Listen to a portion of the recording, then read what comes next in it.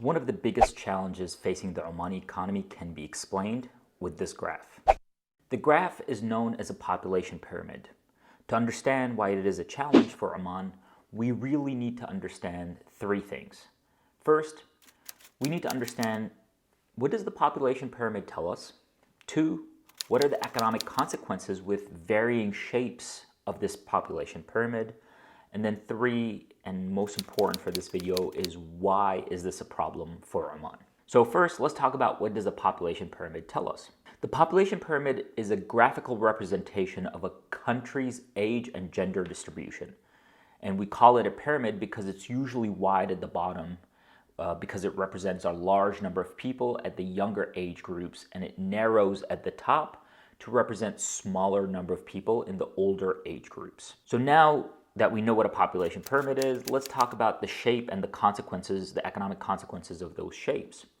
So the shape of a population pyramid can have significant economic implications for a country. A youthful pyramid, one with a large portion of people at the working age groups, can indicate a large labor force and a potential for high economic growth. A rapidly aging pyramid with large proportion of elderly people can indicate what we call a higher dependency ratio. This has the potential of putting strain on the workforce to support the aging population because they are requiring more spending on pension and healthcare systems. Also, we need to consider the gender imbalances in a population pyramid. It can have economic consequences. For example, a population with a significant gender imbalance in favor of males will result in a surplus of unmarried men, and it potentially lead to social and economic problems. So the population pyramid is an important tool for us to understand a country's demographic structure and the potential economic consequences of the population aging and possible gender imbalances. So why is this a problem for Oman? Let's talk about the Omani population. Depending on the sources, Oman's population is around 3.7 million people,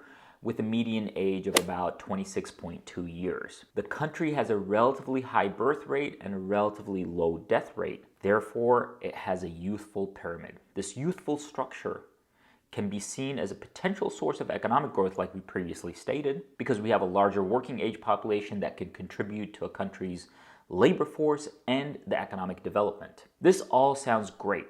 So why is this a problem for Oman? Here it is. It's important to consider the challenges that come with a rapidly growing population because you need adequate infrastructure, housing, and employment opportunities.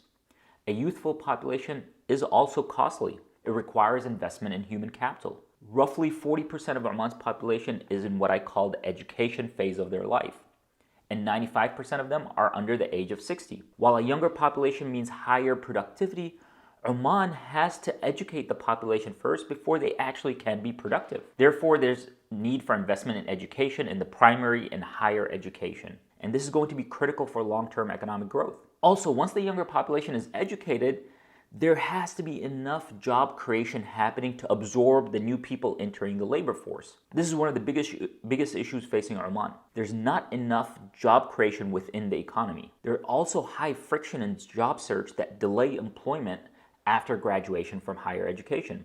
And these delays could range from 6 months all the way up to 2 years. This lag causes many issues with morale, depreciation of knowledge, the skill sets. So we need to design policies to mitigate this. So Oman needs to find ways to create new jobs, reduce the time between graduation and employment. And we must invest in these simultaneously. There are many policy options to consider, and that in itself requires a whole video. I actually discussed this in a 1 hour or an hour and a half long presentation that I did. I'll link it up here so you could see it. But there are a lot of policies that we need to implement to prepare our economy for this growth in youthful productivity. We need to minimize the time between graduation and job. We need to make sure that we are using our resources, the human capital, as effectively as possible. And we need to let these youth be more productive, to innovate, and we need to welcome it within our economy. So simultaneously, the government of Oman and the Omani economy need to focus on job creation and minimizing the lag between graduation and landing the job. If you enjoyed this post and this video about Omani economy, and if you want more content like this, leave a comment. I want to hear your thoughts, especially if you're going through this job search process.